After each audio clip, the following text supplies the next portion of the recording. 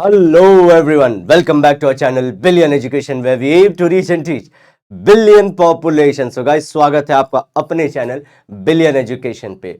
जी हाँ, अगेन हम हाजिर हैं आपके सामने आपकी वन शॉट हिस्ट्री की सीरीज लेके, जिसका चैप्टर का नाम है अप्लाइड हिस्ट्री, चैप्टर नंबर 3। इसके पहले हम लोग 2 वीडियो डाल चुके हैं, वन शॉट टाइप ही, 1 घंटे के अंदर होंगे। प्लीज मेक श्योर कि आप उसे बहुत अच्छे से पढ़ लें, क्योंकि पूरे क्वेश्चन आंसर आपके वहीं से आएंगे। स्टार्ट करते हैं अप्लाइड हिस्ट्री। तो दोस्तों, इसमें आपको क्या पढ़ना होगा और आंसर कैसे लिखना होगा, आपको यह ध्यान रखना है कि जो हिस्ट्री पढ़ते हैं उसको कैसे हम लोग आज के जमाने में पैसा कमाने के लिए यूज करेंगे, उसी को बोलेंगे हम लोग अप्लाइड हिस्ट्री। बस यही आपको इस चैप्टर के अंदर पढ़ना है। वर्ड्स यहां 2-3 लिख दीजिएगा, आपको इजीली मार्क्स मिल जाएंगे। स्टार्ट करते हैं दोस्तों। What is applied history? एक तो मैं सिंपल शब्दों में आप लोग को बता चुका हूं, एक टेक्स्ट बुक का पढ़ लेते हैं।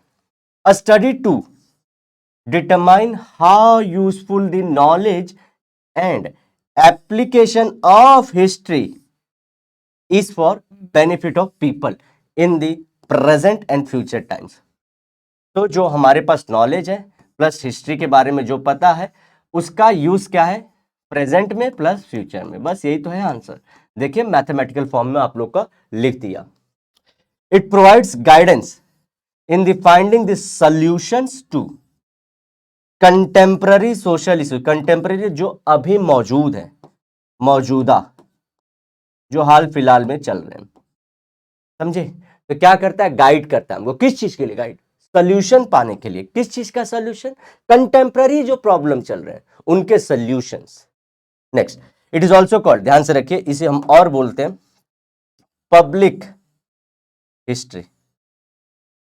ओके, ठीक है, इसका कलर चेंज कर देते हैं, पब्लिक हिस्ट्री से बोला जाता है। ठीक है दोस्तों, इसे हम अच्छे से कर लें।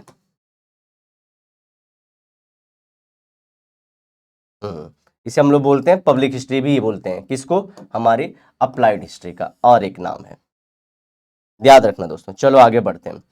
As it relates the history and its knowledge to social planning. Social planning मतलब जो सोसाइटी से रिलेटेड प्लानिंग है उसको रिलेट करेगा। किसको? हिस्ट्री को, हमारे सोशल प्लानिंग के लिए। ठीक है, चलो आगे बढ़ते। 3 पॉइंट आपके हो गए, आगे बढ़ें। आता है it is interesting to know, क्या? Misgiving about history. Misgiving about history मतलब क्या?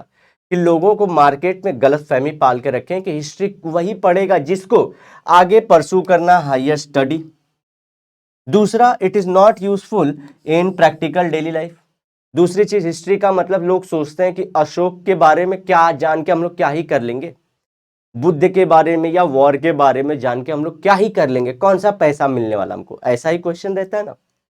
It does not have any relation और applicability to economically productive fields. Economically productive field मतलब क्या? आपको समझिए कि आईटी के फील्ड में हिस्ट्री क्या देगा। ओके, आपको अगर आपको स्पोर्ट्स खेलना है तो स्पोर्ट्स में ये क्या भला करके दे देगा आपको। तो ये मिसकंसेप्शन सभी को रहता है, इवन हम लोग भी जब स्कूल में थे यही बातें करते थे। तो इसी का जी तोड़ आंसर लेके आया कौन? हमारा टेक्स्ट बुक। आगे देखिएगा, importance of study knowledge of history. ये क्यों होना चाहिए, ये पॉइंट है। क्वेश्चन ऐसा आएगा, इसी तरह से आंसर लिखिएगा। Its usefulness to provide guidance and in finding solutions to again contemporary social issues. तो सोसाइटी में आज के भी जो नए प्रॉब्लम चल रहे हैं उनको सॉल्व कर, पहले वाला ही पॉइंट है।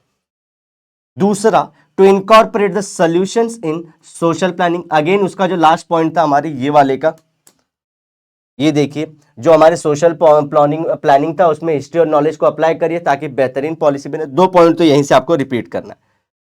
ठीक है, सोशल प्लानिंग में यूज करिए। To help the people in future planning. कितना इजी आंसर है। एक तो होगा सोशल प्लानिंग, एक होगा फ्यूचर प्लानिंग और एक होगा कंटेम्प्रेरी इशू। आंसर हो गया आपका। कंटेम्प्रेरी मतलब आज के प्रॉब्लम, हमारे फ्यूचर की प्लानिंग के लिए, और सोशल प्लानिंग मतलब सोसाइटी में जो हमारी प्लानिंग चलेगी उसके लिए। ठीक है, आगे बढ़ते हैं। Participation of common people in projects. मतलब लोग भी आए, जैसे कि समझिए आप जब रास्ते नहीं बरोबर चलते हैं तो कुछ लड़के रहते हैं ना या लड़कियां रहती हैं जो कॉल करती हैं म्यूनिसिपैलिटी में, इवन आप लोग लेटर लिखते हो जब म्यूनिसिपैलिटी को कंप्लेन कर रहे हैं कचरा उठाने से रिलेटेड, तो कभी कभी वो लोग बंदे बंदियों को भी उठा के लेके चले जाते हैं, मजाक कर रहे हैं। तो सुनिए हम लोग क्या बोलते हैं कि ऐसे हम लोग कॉल करते हैं ना तो पीपल पार्टिसिपेशन होता है, लोग एक्टिवली इन्वॉल्व है, जो काम नहीं कर रहा उसको बोलेंगे काम करो। इसी तरह से हिस्ट्री में पीपल पार्टिसिपेशन बहुत जरूरी है। Tourist visit museums and ancient sites, visit करते हैं ना, टूरिस्ट आते हैं म्यूजियम्स में जाते हैं जहां पे पुरानी चीजें रखी होती हैं, या एंशियंट साइट जैसे कि लड़के लड़कियों का फेमस है कान्हेरी केव्स, बहुत अच्छा लगता है बारिश के दिनों में, इवन ट्रेकिंग के लिए बहुत अच्छा है। Tourism help to create interest in history, अब जैसे कि आप लोग कल को कहीं घूमने जाओगे ना तो पता करना चाहोगे यार ये किसने बनाया, यार मजे ही हैं मजे हैं यहाँ पे, यार ये ताजमहल किसने बनाया, यार कान्हेरी केव्स किसने बनाया था, ये ऐसे ऐसे कौन खोद के रखा था कि ये सब सारी चीजें, नहाने वाटर बाथ है वहां पे, कैसे क्यूरियोसिटी जनरेट हुई, वहीं से हिस्ट्री के बारे में पता करोगे। People take part in conservation and preservation of the their own city और विलेज। एक फेमस मुद्दा है मुंबई का आरे, आरे कॉलोनी का पता होगा, आरे फॉरेस्ट। यहाँ पे क्या चालू थी, कुछ गवर्नमेंट थी वो बोल रही थी इसे कट करेंगे, तो लोग क्या करने लगे, प्रोटेस्ट, कि अगर आप मुंबई में ऑलरेडी इतना पोल्यूशन है, अगर ये भी कट कर दोगे तो ब्रीथ कहाँ से करेंगे। तो क्या था, पीपल का पार्टिसिपेशन था, कंजर्वेशन और प्रिजर्वेशन किसके लिए, हमारे नेचर के लिए। ऐसे ही क्या होता है कभी कभी ना मेट्रो पास होती है, समझिए कोई भी हमारा मॉन्यूमेंट है तो मेट्रो के वाइब्रेशन से वो जो जगह है वो टूट सकती है, तो ऐसे में भी प्रोजेक्ट के लिए लोग बचाने के लिए सोचते हैं कि ये भाई हमारी एंशियंट धरोहर है। वो आगे हम पढ़ेंगे गाइस, एंशियंट चीजें अगर ये हैं तो आपको कैसे मोटिवेट करेंगी, लेकिन ये इंपॉर्टेंट है, तो गवर्नमेंट को प्रोजेक्ट या तो थोड़ा सा मॉडिफाई करना पड़ता है या तो बंद कर देना पड़ता है। ये क्या होता है, पीपल पार्टिसिपेशन। तो ध्यान रखना, टूरिज्म से स्टार्ट करना, टूरिज्म से हिस्ट्री आप लोग को पता करना पड़ेगा, और हिस्ट्री में जब आएंगे तो आप लोग जब जान जाएंगे कि इतना इंपॉर्टेंट है तो आप उसको कंजर्व और प्रिजर्व भी करेंगे। 3.2 अब पॉइंट है आपके बुक का, applied history and research in the various fields, होगा ये 3 नहीं होगा, ठीक है। अब कैसे कैसे होता है, the way our present is shape depends on our past, historical chain of events या past. These events are related to various fields like politics पहला, साइंस एंड टेक्नोलॉजी दूसरा, तीसरा फिलॉसफी, और चौथा सोशो रिलीजियस स्ट्रक्चर, और हमारा last है community. ठीक है, अब देखिए आपको एक एग्जांपल लेता हूं कि हमारा आज का जो चीज, जैसे कि मैं सबसे अच्छा सीरियस एग्जांपल लेता हूं कास्ट का। तो अगर आप, मैं बोलूं कि सिंह है, इसको हटाया जाए, सिंह है, तो आप पर्टिकुलर कास्ट को बिलोंग करते हैं, और ये कास्ट कहां से डेवलप हुआ है, हिस्ट्री में से ही था ना, ठीक है। सो आप देखिए आपका जो प्रेजेंट है उसमें बहुत सारी चीजें कहां से जुड़ी हैं, हिस्ट्री से, और ऐसे ही हिस्ट्री आपका कहां से, अब सिंह है तो बहुत सारी चीजों में आपका हिस्ट्री जुड़ा होगा, सिर्फ एक ही चीज कास्ट से थोड़ी जुड़ा है, पॉलिटिक्स से भी जुड़ा होगा आपके, उसी से आपका रिलीजन भी आ जाता है, अगर कास्ट है तो हिंदू वाले फॉलो कर रहे हैं, ठीक है, कास्ट भी आ जाता है। नेक्स्ट, हमको पता है कि कास्ट एक बार इन्वॉल्व हो चुका है तो हमारा सोशो रिलीजन भी, एक सोसाइटी का रिलीजन भी हो जा रहा है।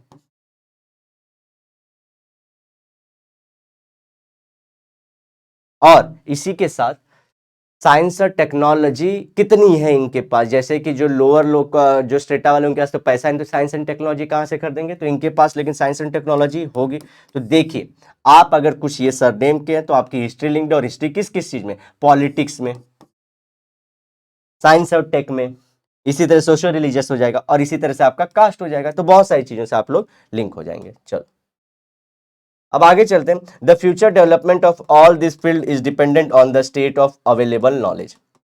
अच्छा अब फ्यूचर, अब ये तो हो गया पास्ट कैसे रिलेट है, आगे आप क्या करेंगे, फ्यूचर में आप क्या करेंगे, ये किस पे डिपेंड है, ये सब सारी चीजों पे।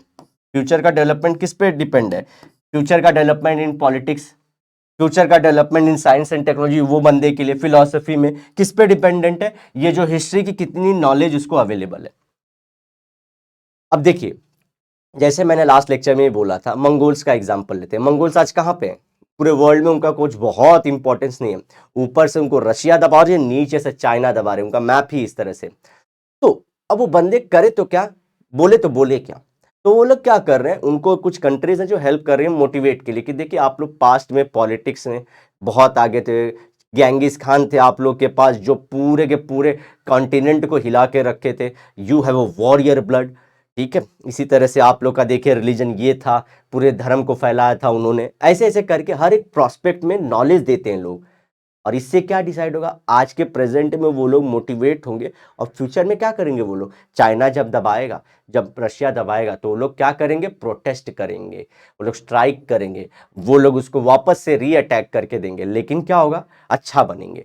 तो इसी तरह अब जिसकी हिस्ट्री खराब रही होगी, जैसे जिनको बहुत ज्यादा सताया गया होगा, वो लोग भी मोटिवेट होंगे ना कि हमको सताया गया था, इस टाइम लाइक हम लोग आगे बढ़ें, अपने पास्ट को ध्यान में रखें, आज मेहनत करें ताकि कल हमारी पीढ़ी हमको ये ना कह पाए कि हमारा पास्ट खराब था।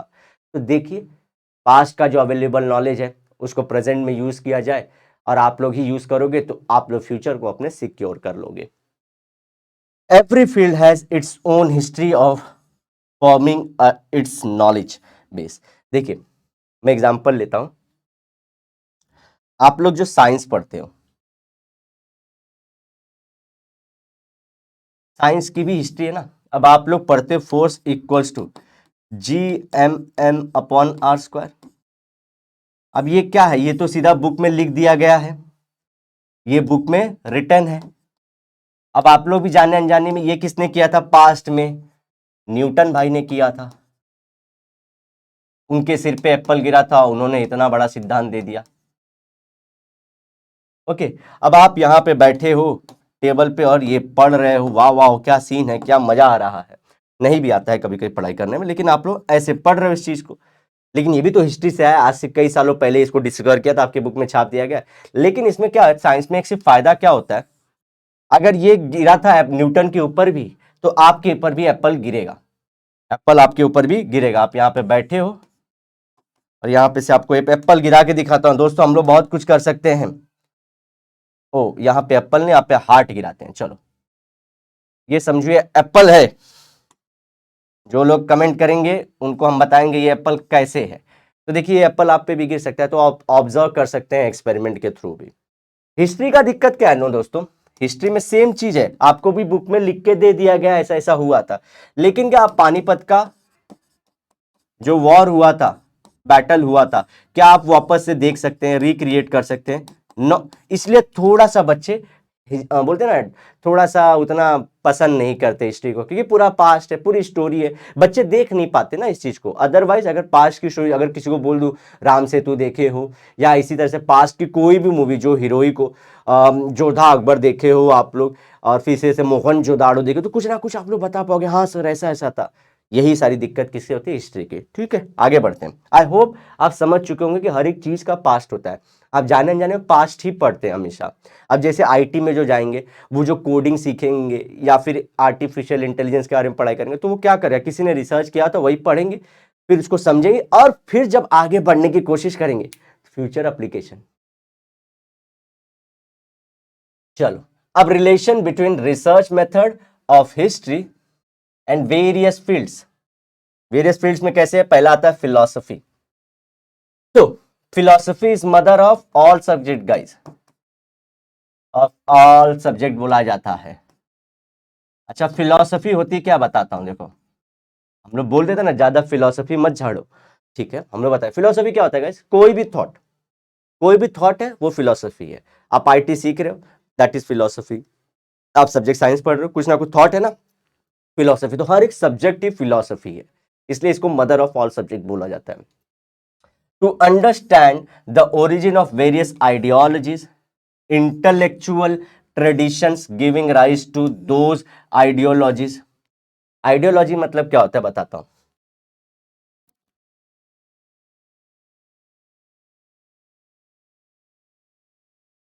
जैसे कि आइडियोलॉजी मतलब एक से अच्छा एग्जांपल लेता हूं मैं कि समझे, आप लोग समझे वो पर्दा सिस्टम की, जैसे कि नॉर्थ में जो वुमेन है उनको घूंघट लेना पड़ता है, ये आइडियोलॉजी है, ठीक है। ये एक तरीका था, वो लोग फॉलो करते हैं कि हम लोग को ये कराना है, जो भी अगर घर की औरतें लेंगे तो करेंगे। अब उसके पीछे थॉट क्या था, इंटेलेक्चुअल आइडिया तो क्या था, उस टाइम पे जो किंग्स थे ना,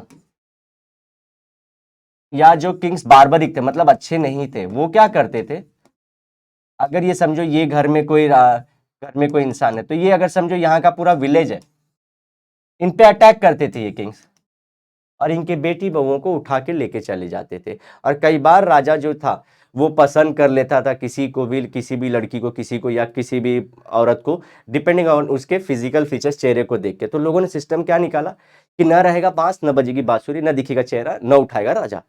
तो ये आइडिया था। तो वही देखो, आइडियोलॉजी कि ऐसे करना है, औरतों को ऐसे घूंघट रखना है। दूसरा, इंटेलेक्चुअल थॉट या traditions giving rise to those thing. तो ये एक एग्जांपल इजी दे रहा हूं, और डीप में जा सकते हैं। एंड देयर डेवलपमेंट मतलब आज क्या, डेवलपमेंट मतलब क्या था, आज क्या आगे होते होते होते क्या हो गया। तो तीन चीजें, आइडियोलॉजी, इंटेलेक्चुअल जो उनका नॉलेज था behind that ideology, and third development कैसा हुआ। तो ये हम लोग को history of philosophy is very useful. तो थॉट जो रहता है, कोई भी थॉट जो हमको फिलोसफी की हिस्ट्री है हेल्प कर देती है। In order to understand the philosophical expression, knowledge of history of the language in which it is expressed is useful। अब जैसे कि मैं एक फिलॉसफी का नॉलेज देता हूं, न रहेगा बांस, न बजेगी बांसुरी। तो ये मैंने क्या दिया, एक फिलोसॉफिकल एक्सप्रेशन दिया है, एक थॉट दिया है मैंने, न रहेगा बांस, न बजेगी बांसुरी। अब जिसको लैंग्वेज पता होगा हिंदी का, वही इस एक्सप्रेशन जो मैंने वर्ड बोले थे, न रहेगा बांस, न बजेगी बांसुरी, को समझ पाएगा। समझते जाइए, यूजफुल है, कोई नहीं बताएगा। बिलियन एजुकेशन पे आप लोग ये सब सारी चीजें पाएंगे। Philosophy is considered to be an origin of science and all branches of knowledge. While discovering the origin of universe, the whole society has put forth the different stories, legends, ideas about gods and goddesses, rituals, different ways of worship। ठीक है। अब देखिए, जितने भी knowledge के branch है, science, history, हम लोग जब बात कर लें अगर इसी तरह से आपके, और मैथ्स, जितने भी सब्जेक्ट आप लोग पढ़ोगे, ज्योग्राफी, वो लोग कहाँ से आए, फिलॉसफी से आए। क्योंकि फिलॉसफी क्या बोलता है, सोचो। ठीक है, तो सोचने में शुरू किया, अलग अलग फील्ड में सोचे, तो अलग अलग सब्जेक्ट बना। इससे भी पहले और एक क्यूरियोसिटी क्या जनरेट हुई थी कि ये वर्ल्ड कैसे बना, यूनिवर्स कैसे बना। तो उसी को बताने के लिए लोग आइडिया थोड़ा इवॉल्व किया कि शायद से गॉड होगा, मतलब गॉड होंगे। सबके अपने अपने गॉड भी होते चले गए, किसी के जो थे जीसस क्राइस्ट हुए, किसी के मोहम्मद पैगंबर हुए, मोहम्मद प्रॉफिट जिनको बोलते हैं, या अल्लाह हुए, या किसी के जो भगवान थे, जो जैसे कि हिंदुओं में बहुत सारे भगवान हैं। तो अलग अलग रीजन बताए गए कि यूनिवर्स कैसे क्रिएट हुआ, वर्ल्ड कैसे क्रिएट हुआ। फिर उस भगवान को खुश करने के लिए बहुत सारे रिचुअल और उनको वर्शिप करने के तरीके ढूंढे गए। तो देखिए, रिचुअल्स हिंदुओं में अलग है, मुस्लिम में अलग है, क्रिश्चियंस में अलग है। समझ रहे हैं आप लोग। तो ये सब बातें हमको कौन बताए, philosophy. Okay, the origin of philosophy lies in these thought.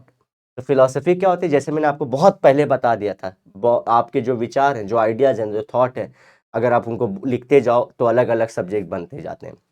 Okay, तो देखो, origin of the universe, the whole society has put for the different stories. सबके अलग अलग कारण थे, लेजेंड्स थे कि जैसे कि हर एक के कोई अलग अलग गॉड्स थे, ideas about the gods goddesses, मतलब भगवान, और उसमें जो फीमेल गॉड होंगी गॉडेसेस, ये सब। तो यही जो मैंने बताया, 3 पॉइंट में आपको ये आंसर खत्म करना है। Next, science. To understand the chronological order of scientific discoveries and theories and inventions, the history of science is important. अगर साइंस के बारे में जानना है, जैसे कि एम आप लोग को मालूम है कि एक थियरी के बाद दूसरी थियरी, दूसरे के बाद थियरी, सब मिलके काम करते हैं। ऐसा नहीं होता है कि आप जो बुक में पढ़ रहे हो सारा एक बंदे ने दिया हो। एक बंदे ने कुछ काम किया था, आधा काम या कुछ किया था, उसके बाद एक दूसरा बंदा आया, उसने भी थोड़ा और काम किया, तीसरे बंदे ने एक और काम किया। ऐसे आप आज पढ़ रहे हो, जो कंप्लीट आप पढ़ रहे हो, ये कई बंदों की जो क्रोनोलॉजी थी, वो लोग काम करते करते, पढ़ाई करते करते, रिसर्च को एक साथ लाए और आपके बुक में पब्लिश कर दिया, और आप लोग इजीली पढ़ पा रहे हो। ठीक है। किसकी हिस्ट्री जरूरी, अगर ये सब समझना है कि इस बंदे ने क्या किया था, इस बंदे ने क्या किया था, इस बंदे ने क्या किया, और आपके बुक में क्या आ रहा है। अच्छा, इससे फायदा क्या होता है, जब भी आप बहुत ओरिजिनल चीजों के पास जाते हो ना, तो आपको एक्चुअल ना आप उस तरीके से सोच रहे हो, आपके पास आज की इंफॉर्मेशन भी है लेकिन पास्ट वालों के बारे में भी सोच रहे हो कि उनको दिक्कत क्या थी और क्या नहीं पता था, तो आपका दिमाग रियल इंजीनियर। गाइस, यही जो रिसर्चर्स होते हैं वो यही काम करते हैं। क्या था उस टाइम पे से एकदम बोल रहा, एकदम रॉ माइंड अप्लाई करते हैं, कच्चा दिमाग अप्लाई करते हैं, एकदम बेसिक से सोचना स्टार्ट करते हैं। हर एक चीज को आज जो हम समझ रहे हैं उसको वो अलग नजर से देखना शुरू करते हैं। जैसे कि आइंस्टाइन ने जब ग्रेविटेशनल वेव के बारे में बोला था ना, कि यूनिवर्स में ऐसे दो मॉलिक्यूल होते हैं, एक सेकेंड, जो ऐसे दो ये एक दूसरे के अराउंड रोटेट होते रहते हैं, इससे वेव जनरेट होती रहती है, और ये वेव ही हम लोग क्या बोलते हैं, ग्रेविटेशनल वेव बोलते हैं। स्पेस और टाइम में ये ट्रैवल करता है। आप लोग देखिए, बहुत मजेदार चीज है,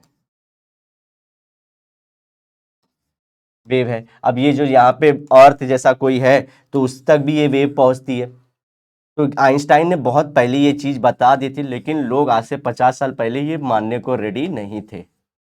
आज जब हम लोग 2022-23 में ये सब सारी चीज़ों के बारे में पढ़ाई कर रहे हैं, तो हम लोग जाते हैं आइंस्टाइन ने क्या लिखा था वो पढ़ना चाहते हैं, आइंस्टाइन से पहले किसने क्या बोला था, और ये इन्फॉर्मेशन जो हमारे पास है इसमें और सारे लोगों का कंट्रीब्यूशन जोड़ दें, तो हम लोग को एक पूरा मालूम पड़ता है ब्लैक होल क्या था, ऐसी थियरी।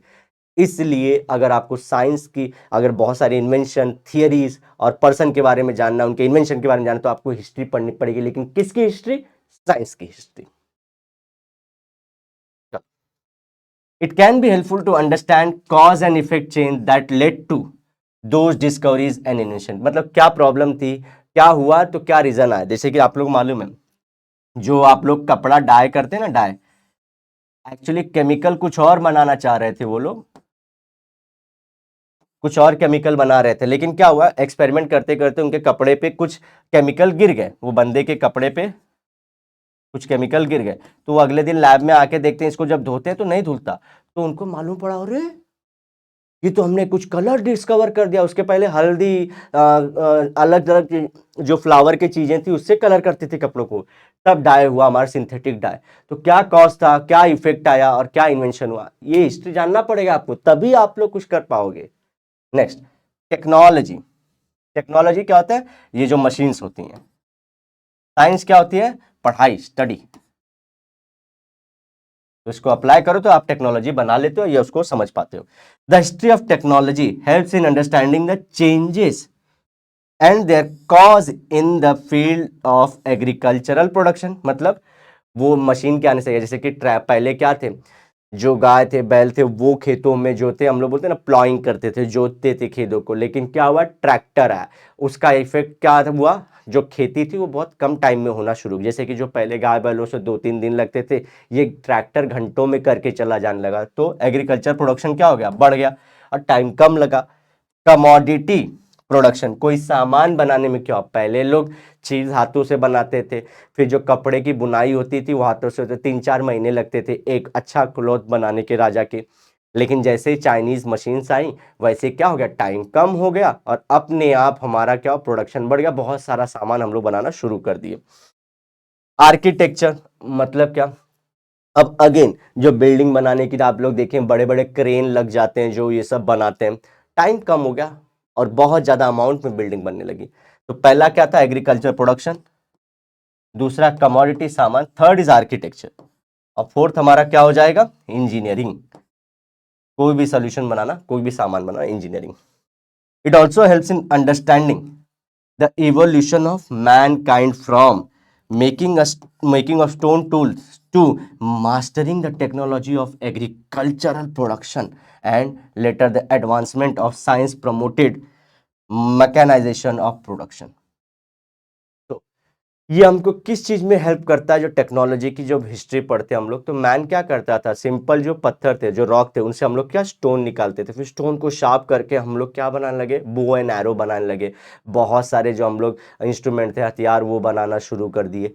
उसके साथ साथ हम लोग देखते हैं वहां से लेके आज हम लोग कौन से दौर तक आ गए, कि हमने एग्रीकल्चर में पहली टेक्नोलॉजी लाई, जैसे कि जो मशीन्स आते हैं, जो कट भी हार्वेस्टर्स आ जाते हैं, फिर जो प्लॉ करके दे देते हैं, वहां से लेके साथ ही साथ जो प्रोडक्शन है, कोई भी सामान को बनाने के लिए आप बड़ी बड़ी कंपनियां देखें, जैगवार और उनकी जो मशीन्स हैं वो उनके खुद के हाथ होते हैं, वो यहाँ से उठा के यहाँ करती रहती है, खुद वॉश करती रहती है। मैकेनाइजेशन, मशीन्स आ गए प्रोडक्शन में।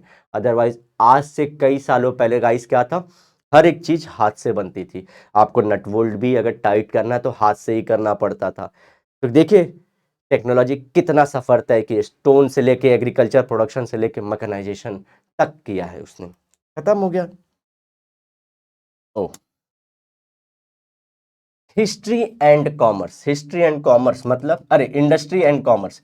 हिस्ट्री का क्या रोल है, कोई भी ट्रेड में ये पढ़ना है। अब आपको मैं बताता हूं, चलो एक एग्जाम्पल पता कर देता हूं, आप लोग को बताए तो आप लोग को समझ में आ जाएगा। ध्यान से सुनिएगा, ये रब कर दूं फिर आप लोग को बताता हूं। स्टोरी याद रहती है दोस्तों, बाकी कुछ याद नहीं रहता, बस लम्हे याद रह जाते हैं कि सर ने ऐसा बताया था, मजा ही आ गया था। जब वो आप लोग रातों को ये वीडियो देखोगे और जब मैं आप लोगों को पढ़ा पा रहा हूँ, वो दिन मेरे लिए सबसे बड़ी अचीवमेंट होगी दोस्तों। स्टार्ट करते हैं। देखिए आप लोग को पता होगा, जैसे मैं एक एग्जांपल लेता हूं, ये इंडिया है हमारा प्यारा सा भारत है, और आपसे आप कुछ लोग बोलेंगे सर आधा क्यों, नीचे का पार्ट ही बनाता हूँ क्योंकि आप लोग को पढ़ाना भी तो है, ज्योग्राफी में पूरा बनाएंगे। समझो, अगर हम लोग को कोई ये विलेज है, कोई एक विलेज है कर्नाटका का, और ये मैं बोलता हूं कंप्लीट वेज है।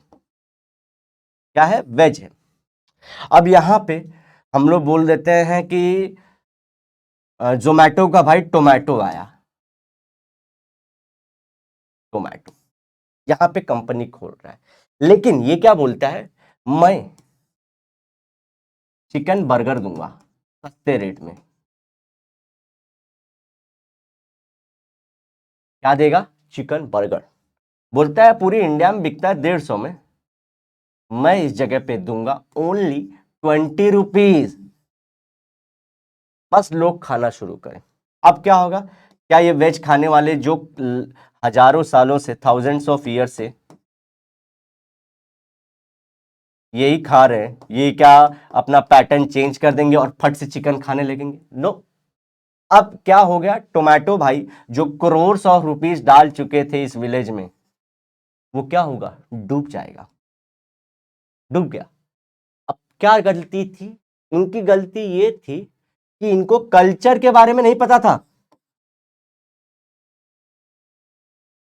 अगर आपको इंडिया के कोई जोन में अपना प्रोडक्ट बनाना है, बेचना है, ट्रेड करना है, तो आपको वहां के ट्रेडिशंस, कल्चर, लैंग्वेज, सब चीज़ों के बारे में जानना पड़ेगा, उनके लैंग्वेज के भी। अब मालूम पड़ा, इंडिया में आप लोग देखे होंगे कि फॉरेन में क्या होता है, वहाँ के जो इन्वेस्टर्स रहते हैं बड़े बड़े, वो बहुत खुलेआम बोल देते हैं और कोई भी बहुत बड़े टीवी प्लेटफॉर्म जाते हैं। और हमारे क्या रहते हैं, जैसे आप लोग इन्वेस्टर देखोगे कोई कोई हर जगह मिल जाता है, क्योंकि क्या है इंडिया में ज़्यादा हम लोग ना मतलब हम लोग क्या कंजर्वेटिव, अगर बहुत ज़्यादा ओपन दिखा रहा है ना तो हम लोग उसको नीचे मतलब खींचना इन द सेंस नहीं होता, हम लोग ग्राउंडेड रहने की कोशिश करते हैं। अगर कोई ऊपर भी जाता है ना तो उसको भी ग्राउंडेड करने की कोशिश करते हैं। ये बोलना कि खींच के नीचे लाते ये गलत है। ग्राउंडेड रखने की, आप कमाओ सब करो लेकिन पीसफुली रहो, लोगों को इज्जत दो, ये हमारा। तो आप देखोगे यूएस में सीधा बोल देते हैं वो लोग, कुछ भी एकदम आउटस्पोकन है वो लोग। हमारे इंडिया में क्या है, आपको ग्राउंडेड रहना पड़ेगा। तो आप अगर छोटे से भी किसी यूट्यूबर के भी, बड़े बड़े बिजनेसमैन को भी जाना पड़ेगा, जैसे कि जो शादी.com के थे, तो एक कार कोई करते हैं ना, जैसे कि कार में चलाते हो तो देखिए उनके साथ भी दिख जाएंगे, फिर यूट्यूबर्स के साथ भी, तो वो ग्राउंडेड रखते हैं हमेशा। ओके, तो आपको इंडिया के कल्चर के बारे में पता रहना चाहिए। That's the point I am making. अगर आप क्या करना चाहते हो, इंडस्ट्री और कॉमर्स, सामान बेचना चाहते हो, इंडस्ट्री जहां पे सामान बनती है, कॉमर्स सामान को जब बेचा जाता है। चल, okay, the field of mutual social transaction. Mutual social मतलब ये इंडस्ट्री बनाती है सामान, ये लोग खरीदते हैं और इसको पैसा देते हैं, तो इसको पैसा दे देते हैं और ये सामने क्या देता है, कमोडिटी दे देता है लोगों को। तो म्यूचुअल ट्रांजैक्शन, दो लोगों के बीच का transaction, expands with the growth of industry, commerce and trade. तो ये जो रिलेशन है और बढ़ जाता है, तो ऐसे बहुत सारी इंडस्ट्री और आएंगे और अलग अलग प्रोडक्ट देंगे इस बंदे को, कोई चाय देगा, कोई पानी देगा, कोई खाना देगा, कोई पैसा, तो ये सब बढ़ जाता है। और किससे, अगर हम लोग इंडस्ट्री में ट्रेड कॉमर्स लेके आ जाए तो।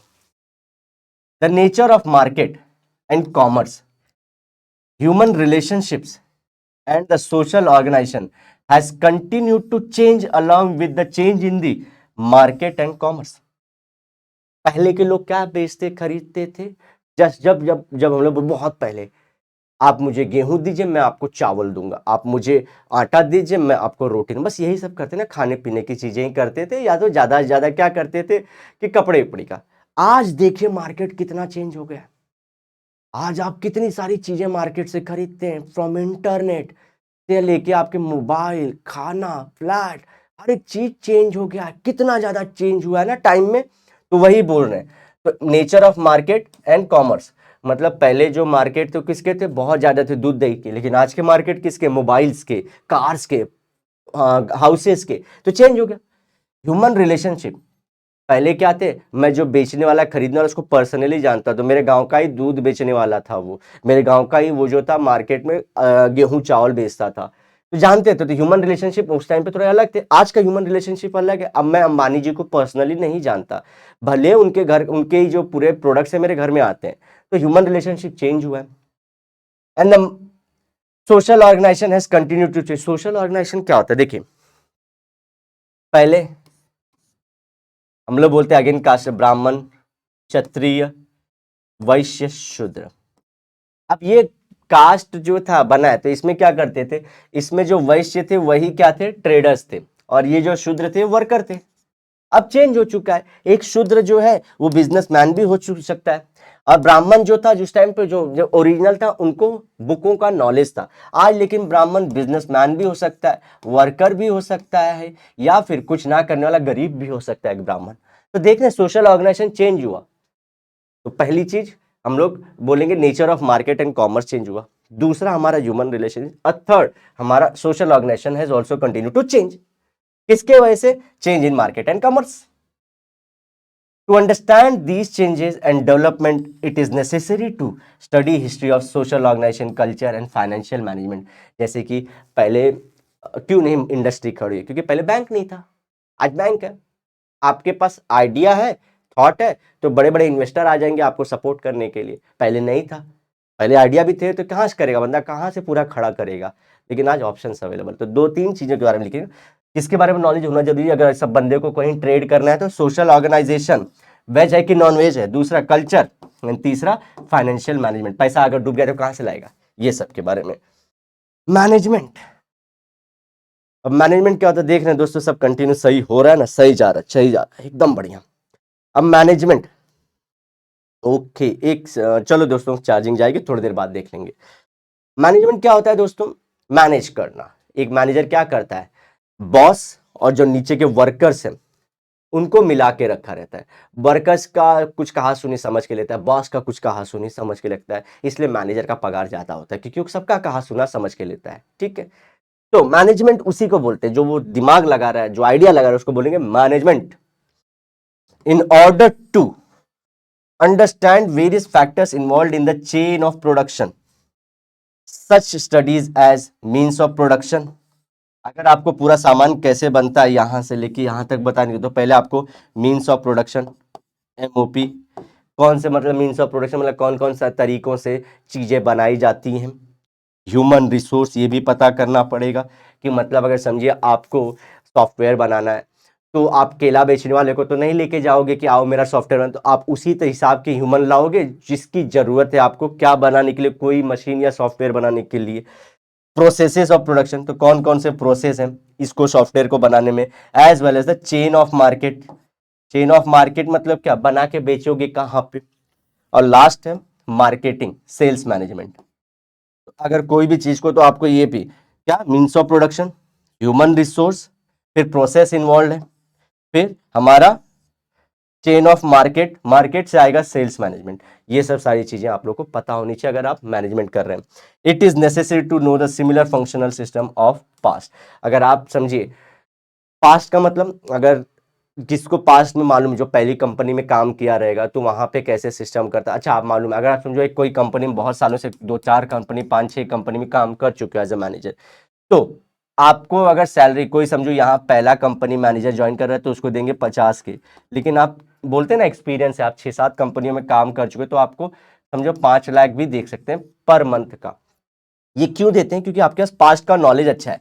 तो यहाँ पे जो बंदा नया है वो कुछ गलती करेगा कोई ना कोई स्टेप में, लेकिन आप इतने सालों से आपने काम किया और आपको पता है कि चीजें कैसे वर्क करती हैं, हिस्ट्री का नॉलेज है आपको कि पास्ट में कैसे आपने सॉल्व किया था, तो आपकी पगार भी ज्यादा है।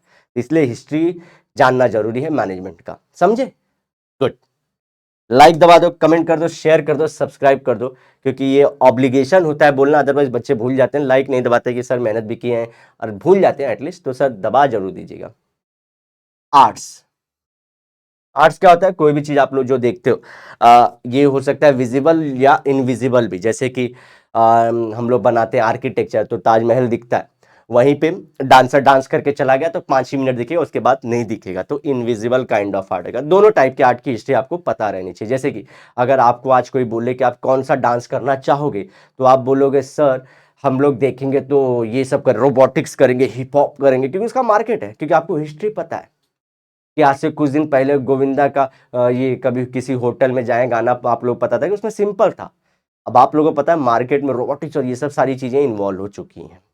तो आर्ट्स में भी आपको पास्ट का नॉलेज होना जरूरी है टू अंडरस्टैंड द डेवलपमेंट। अब इसका मतलब ये नहीं कि गोविंदा जी अच्छे नहीं थे, भाई वो बेस्ट थे, आज भी बेस्ट है।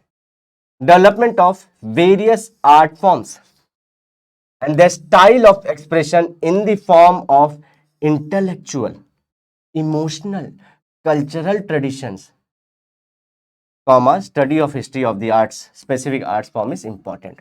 किस किस चीज के लिए? देखिए, भरतनाट्यम करते हैं तो आंखों से कुछ ऐसे ऐसे कर देते हैं, और क्या इमोशन बना चाहते, क्या आइडिया देना चाहते हैं वो लोग। तो आप लोग को अगर फॉर्म, अगर भरतनाट्यम के बारे में जानना है तो उनके इमोशन क्या है, वो क्या आइडिया बताने चाहते हैं, क्या राम सीता की कहानी बता रहे हैं, कल्चरल ट्रेडिशन मतलब क्या, कौन से लोग कितने सदियों से फॉलो करते आ रहे हैं, स्टडी ऑफ हिस्ट्री ऑफ, जो भी आप आर्ट जानना चाहते हो उसका हिस्ट्री जानना बहुत जरूरी है। ह्यूमैनिटीज, ह्यूमैनिटीज क्या होते हैं गाइस? जैसे कि वो सब्जेक्ट जो ह्यूमन की लाइफ को डायरेक्ट हम लोग बोलते हैं ना इम्पैक्ट करते हैं, जैसे कि आप ले लो आर्ट्स के सब्जेक्ट ले लो, कोई भी इकोनॉमिक्स का सब्जेक्ट पढ़ लो, या फिर हिस्ट्री पढ़ लो, या इसी तरह से पॉलिटिकल साइंस कर लो, फिलोसफी, इसको ह्यूमैनिटीज के सब्जेक्ट बोले जाते हैं, जहाँ पे ह्यूमंस के बारे में बात की जाएगी। अदरवाइज इंजीनियरिंग में आप मशीन्स के बारे में बात करते हो, सॉफ्टवेयर इंजीनियरिंग करोगे तो सॉफ्टवेयर से रिलेटेड बात करेंगे, ह्यूमंस के बारे में बात नहीं करोगे वहां पे, समझे? ह्यूमैनिटीज किसको बोलते हैं? To understand development of history, archaeology, sociology, anthropology, political science and economics etcetera, it is important to study the history of origin of these discipline. तो अगर आपको ये सब सब्जेक्ट पढ़ने हैं, जैसे कि हिस्ट्री के बारे में, आर्कियोलॉजी के बारे में, सब्जेक्ट सब सब्जेक्ट्स हैं। आर्कियोलॉजी क्या होता है? जो बिल्डिंग से रिलेटेड हो और साथ ही साथ जो दबे हो उनके बारे में आप लोग को जानना है, पुरानी जो चीज़ें, तो आपको आर्कियोलॉजी के बारे में पढ़ाई करना, उसकी हिस्ट्री के बारे में कि पहले कैसे करते थे और क्या क्या दिक्कत आती है जब आप कोई भी साइट को एक्सकवेट करते हो। नहीं देखिए आप आराम से, तुम बहुत आराम से हटाते हैं, क्योंकि अगर जोर जोर से मार दिया, मालूम पड़ा जो नीचे अगर पॉट का टूट गया तो खराब हो गया ना। तो ये सब आपको हिस्ट्री जानना पड़ेगा। आगे बढ़ते हैं दोस्तों, applied history and our present. इसमें देखते हैं हिस्ट्री ऑफ हेरिटेज, धरोहर बोलते हैं ना। हेरिटेज क्या होता है? जैसे जो हमारे पास्ट के लोगों ने जो भी बनाया है, चाहे विजिबल हो चाहे इनविजिबल, जो ना दिखे, विजिबल और इनविजिबल, वो एज अ धरोहर, एज अ प्रॉपर्टी ट्रांसफर हुई है आज को। जैसे कि ताजमहल देख लीजिए, इंडस वैली सिविलाइजेशन देखिए, ये क्या है? धरोहर है, ये प्रॉपर्टी। हम लोग कैसे अपने पिता से बेटों को ट्रांसफर, प्रॉपर्टी है ना। तो वैसे ही जब हमारे कंट्री के लोगों के दास से जो बहुत साल पहले अगर वो कंटिन्यू हो रहा है तो उसको क्या बोलते हैं? हेरिटेज है, धरोहर है जो ट्रांसफर की गई है। ओके, जैसे प्रॉपर्टी का इंपॉर्टेंस होता है ना, बेच के आप पैसा ले सकते हो, इसका भी इंपॉर्टेंस होता है, बहुत इंपॉर्टेंट। लोग, कुछ लोग पैसा भी कमाते हैं इसी तरीके से, जैसे टूरिज्म वाले, और कुछ लोग क्या होते हैं, मन की शांति के लिए जाते हैं। जब ऐसे स्ट्रक्चर देखते हैं, जब ऐसे नेचर को देखते हैं तो मन शांत हो जाता है। जब योगा को देखते हैं, जब ऐसे आर्ट फॉर्म को देख लेते हैं, जब इमोशन को देख लेते हैं आर्ट के, मन की शांति होती है। तो ये क्या है? ये एज अ बोलते हैं ना प्रॉपर्टी हम लोग बोल सकते हैं, या हेरिटेज जो ट्रांसफर हुई है पीढ़ी दर पीढ़ी। The visible and visible, visible जो दिखता है, जैसे मैं बोला बिल्डिंग्स, कल्चर्स। इनविजिबल जैसे योगा नहीं दिखता। Relics of the past exist in the present, तो पास्ट का आज कहां पे हम लोग को? प्रेजेंट के अंदर है। These relics represent creative thought, क्या सोच के बनाया था, ट्रेडिशंस ऑफ आवर एंसेस्टर। तो जैसे टेम्पल है, आज टेम्पल कितने सिंपली बन जाते हैं, पहले के टेम्पल देखिए वहां पे विमाना करके थे।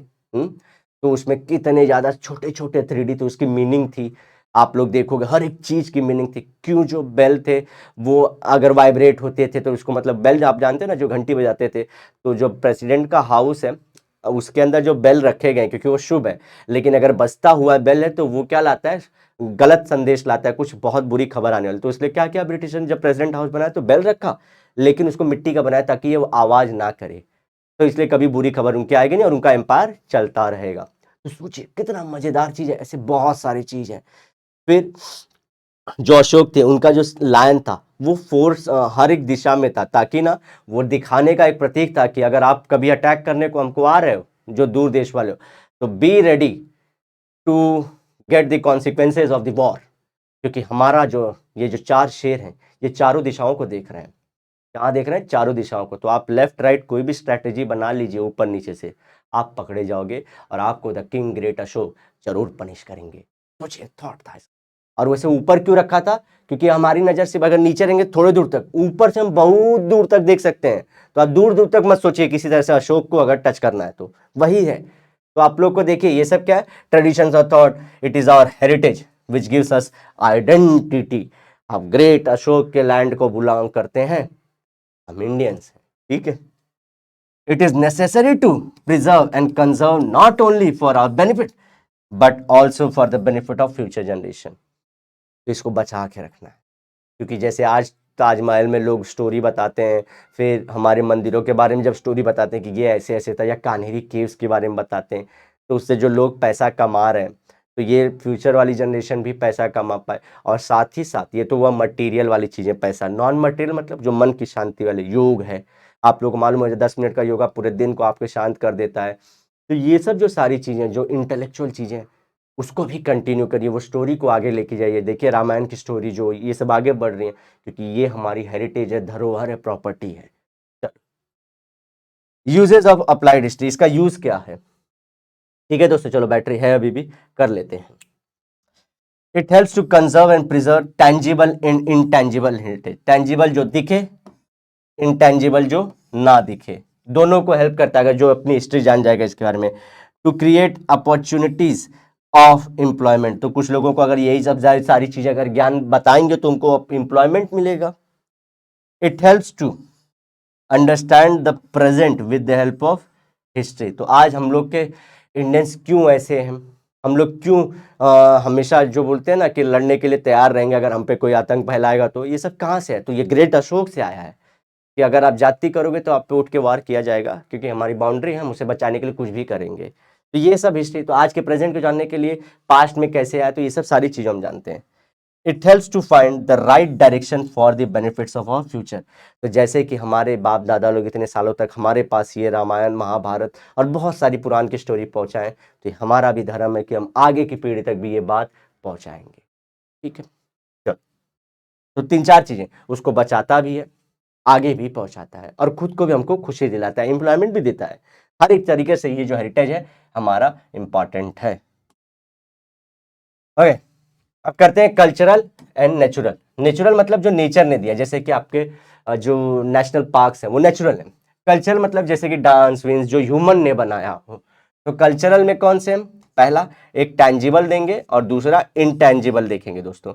Ancient sites, buildings, artefacts, manuscripts, manuscript मतलब जो खुद से लिखी गई कहानियां, स्कल्पचर्स, 3D आर्ट हो जैसे मूर्ति बनाना। अब पेंटिंग, जो पेंटिंग की गई है, तो ये सब क्या है, ह्यूमंस ने क्रिएट किया। टैंजिबल मतलब दिखती है, तो ये वाला। इनटैंजिबल मतलब जो नहीं दिखेगी, अभी मैं बता रहा हूं तब तक, अदरवाइज कर नहीं दिखेगी। Oral traditions and their language, तो हम लोग जो स्टोरी मुंह के थ्रू बोलते हैं वो सब सारी चीजें। ट्रेडिशनल नॉलेज, जैसे कि नीम का दवा अच्छा होता है, ये सब नॉलेज है। ये सब सारी जगह दादी दादी के पास है, और दादी अगर आगे ट्रांसफर नहीं करेगी तो नॉलेज क्या हो जाएगा, गायब।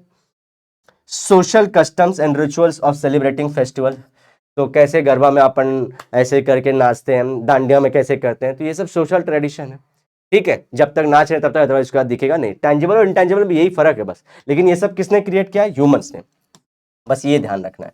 तो ये सब किसके पार्ट हो गए, कल्चरल के। तो कल्चरल में आप लोग कितना लिखोगे, एक टैंजिबल जो दिखता है और इनटैंजिबल जो ना दिखे।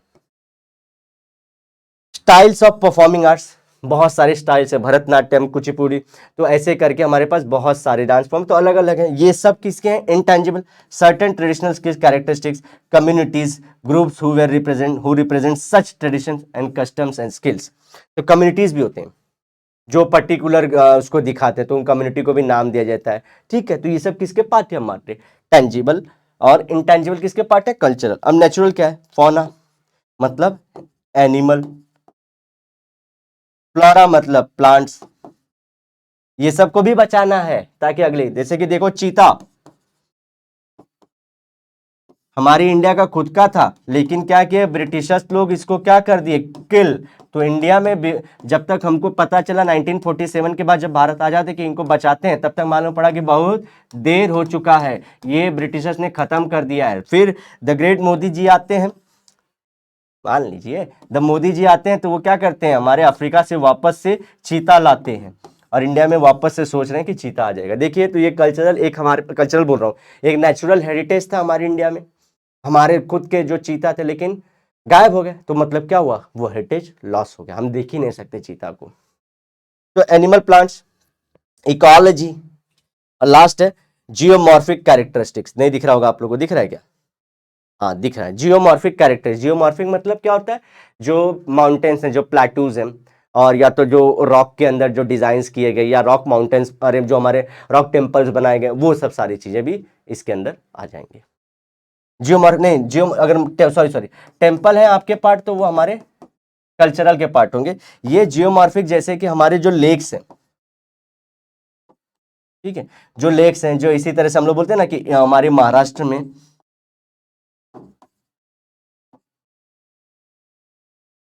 बुंदेल, अरे कौन सा हमारे बी से उस जगह का नाम बोल रहा हूँ, वहां पे लूनार लेक, एक बार चेक कर, लूनार लेक, ये नेचुरल लेक है। जो किसके वजह से बना था? जो हमारे महाराष्ट्र में एक बार जो हम लोग बोलते हैं ना, जो पत्थर गिरा था आसमान से, उसके वजह से एक हमारे पास ग्रूव क्रिएट हुआ, एक हमारे पास होल क्रिएट हुआ, जिसके अंदर पानी जमा हो गया और वो लेक बन गया। ठीक है, तो इसको लेक को क्या बोलते हैं? Lunar lake. तो ऐसे जो चीजें नेचुरल जियोमॉर्फिक, जो हमारे अर्थ पे प्रेजेंट है और नेचर की वजह से आया, तो उसको बोलेंगे जियोमॉर्फिक कैरेक्टरिस्टिक्स। आगे बढ़ते हैं। The list of world heritage to preserve and promote और natural plus cultural heritage for the benefit of future generation, UNESCO important है। The global organization has given some directives, directives क्या? साथ में साथ पैसा भी देता है, मनी भी देता है गाइस, ध्यान रखना। डायरेक्टिव्स मतलब बोलता है क्या क्या करना चाहिए, साथ ही साथ आपको ये भी बताता है कि आप लोग को कैसे करना है, प्लस पैसा भी देगा। चलो दोस्तों, हाँ ठीक है, चल रहा है। On the basis of those directives the list of sites and traditions are declared as world heritage. तो देखिए, इसने कुछ गाइडलाइन बता दिए कि देखिए ये चीज़ इतने सालों पुरानी होनी चाहिए, इतने लोग इस चीज़ को फॉलो करने चाहिए, अगर वो रिस्क में है, ऐसी कंडीशन बताते हैं। तो बोलते हैं जो भी जिसको लग रहा है वो कंट्री हमारे पास आए, ये सब क्राइटेरिया फुल करती है, तो उसको वर्ल्ड हेरिटेज का हम लोग नाम दे देंगे। और वर्ल्ड हेरिटेज जब होगा तो पूरे वर्ल्ड के लोग मिलकर उसको प्रोटेक्ट करेंगे, पैसा भी देंगे, और जो भी नॉलेज लगेगा, जो भी मशीन लगेंगे, हम देंगे उसको सब बचाने के लिए, क्योंकि ये पूरे ह्यूमंस के लिए इंपॉर्टेंट है, ना कि सिर्फ एक कंट्री के लिए इंपॉर्टेंट है।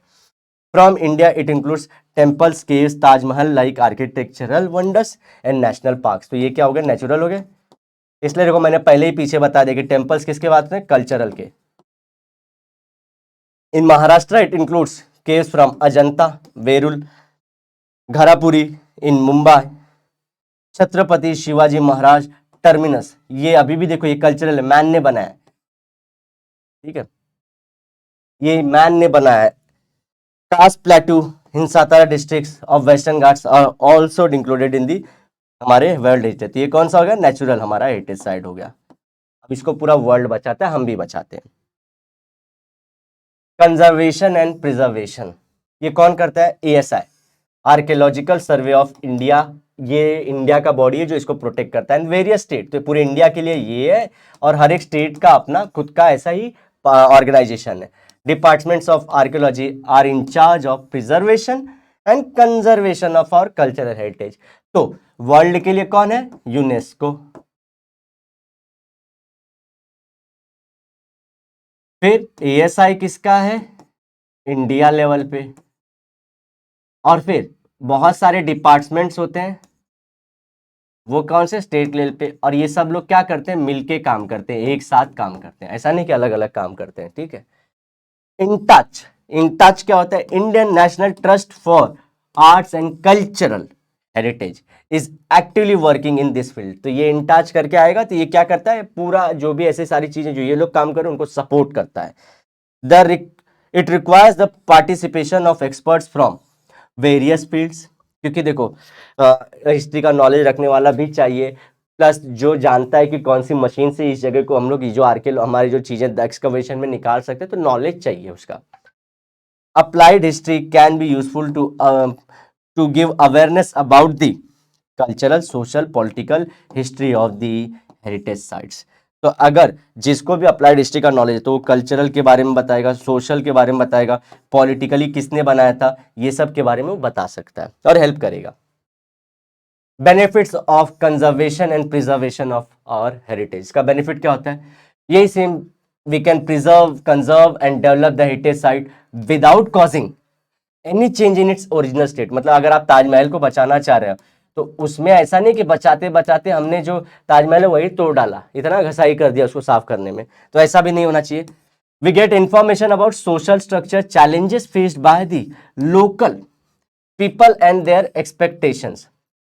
तो देखिए, आप कई बार क्या सोचते हैं कि अब हम लोग को ना एक बड़ा सा रास्ता बनाना है, क्योंकि ये जो हमारा टेम्पल या कुछ भी ऐसा है, या फिर हमारा जो मॉन्यूमेंट है या फिर ताजमहल है, उसके अराउंड बहुत ब्यूटिफिकेशन होना चाहिए।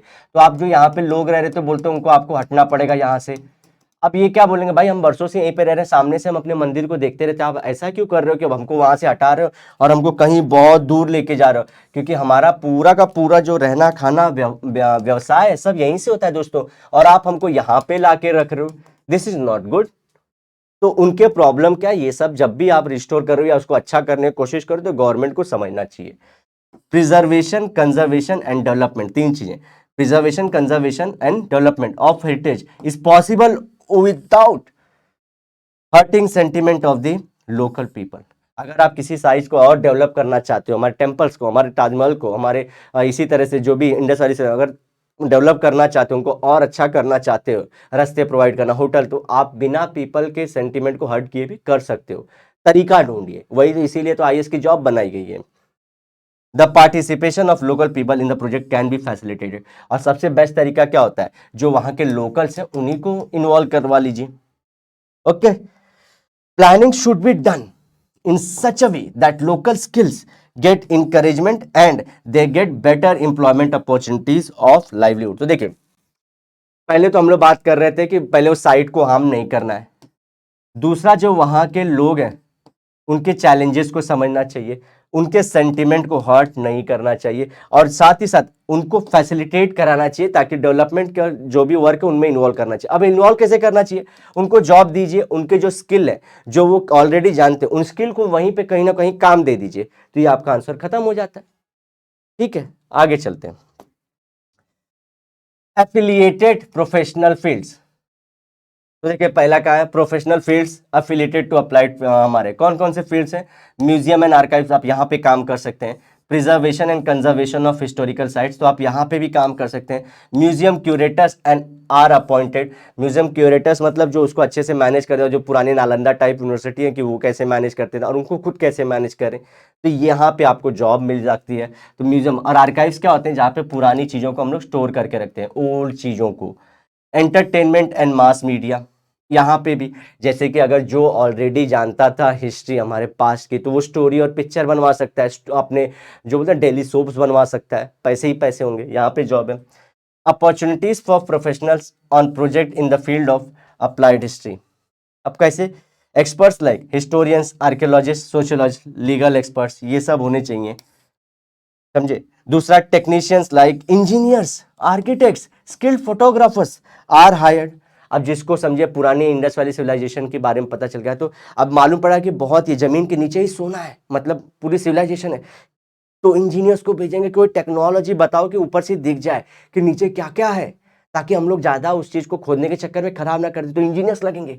आर्किटेक्ट, तो उसको समझो, आर्किटेक्ट का नॉलेज जानता है कि जनरली यहाँ पे पिलर्स होते हैं, अदरवाइज स्ट्रक्चर नहीं खड़ा हो सकता, तो यहाँ पे शायद से पिलर होगा, वो पता होना चाहिए। अब फोटोग्राफर जो सही तरीके से फोटो दिखाए कि ये भाई सही है, तो स्किल्ड फोटोग्राफर्स की जरूरत है। म्यूजियम क्यूरेटर्स आर अपॉइंटेड, यहाँ पे भी देखो सेम, ठीक है। अब ये अफिलिएटेड का मतलब क्या, साथ ही साथ पैरेलल में चलते हैं, इसलिए इसको बोलते हैं अफिलिएटेड। और ये डायरेक्ट है। रिलेटेड इंडस्ट्रीज एंड बिजनेस है। रिलेटेड इंडस्ट्री मतलब आप देखिए कि जो हिस्ट्री के बारे में, जो कोल्हापुर के चप्पल्स बनते हैं, ये हिस्ट्री से रिलेटेड ना, तो उससे रिलेटेड पूरे चप्पल्स की इंडस्ट्री है। तो उसी में देखिए एक फेक मार्केट, एक रियल मार्केट है। तो ये सब जगहों पे जॉब मिलती है ऑलरेडी। तो मैंने सबका एग्जांपल आप लोग को दे दिया है। म्यूजियम ऑफ उर, डू यू नो का पार्ट है, इसे कर लेते हैं। उर, ये कहाँ पे है, 6th सेंचुरी का है, BC मतलब बिफोर क्राइस्ट एरा है। And was discovered in the city of उर, ये उर एक सिटी था, कहाँ पे, मेसोपोटामिया, इराक का जो हम लोग सदर्न पार्ट बोलते हैं, ये मेसोपोटामिया था, इराक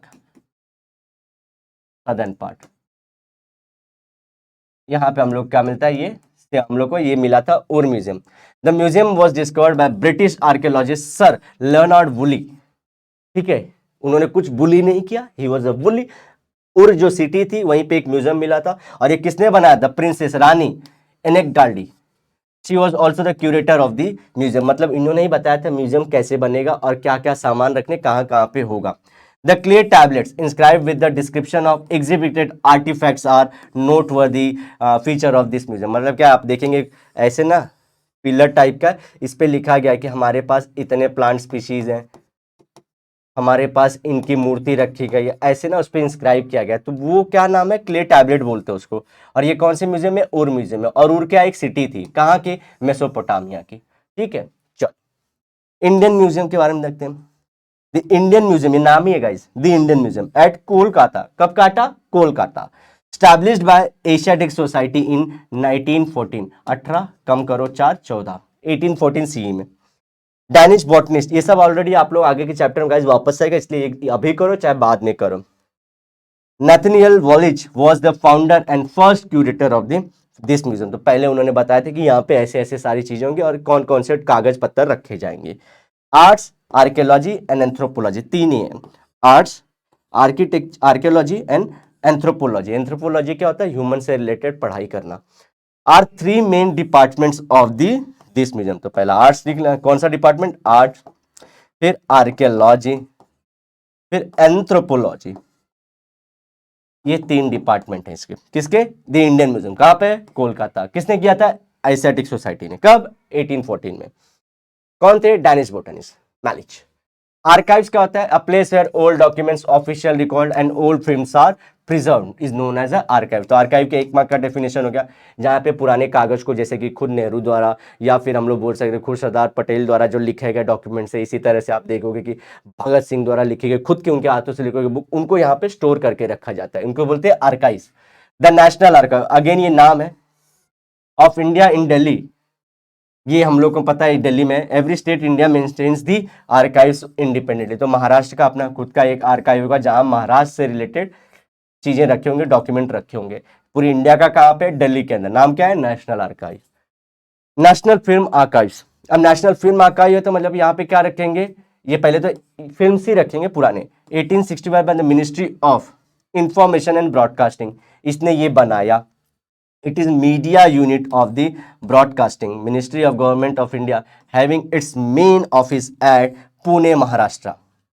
तो ये हम लोग क्या बोलते हैं, यहाँ पे हम लोग जो मीडिया रिलेटेड चीज़ें, जो उससे पुरानी चीज़ें, जैसे कि हमारे सरदार पटेल जी के, गांधी जी के, इसी तरह से वी.डी. सावरकर जी के अगर अवेलेबल हैं, जो उनके ऑडियो या वीडियो ये स्टोर करके रखे रहते हैं और वहीं से पब्लिक को वापस से देते हैं। और ये किसके अंडर में, गवर्नमेंट ऑफ इंडिया की मिनिस्ट्री। कौन सी है, ministry of information and broadcast.